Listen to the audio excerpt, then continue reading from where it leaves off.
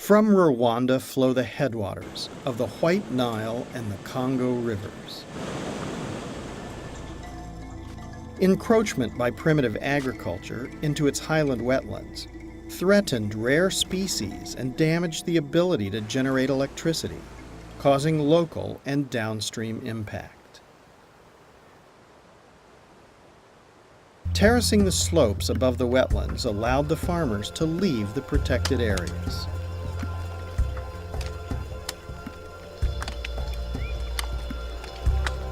Within 6 years, much of the hydrological function has returned.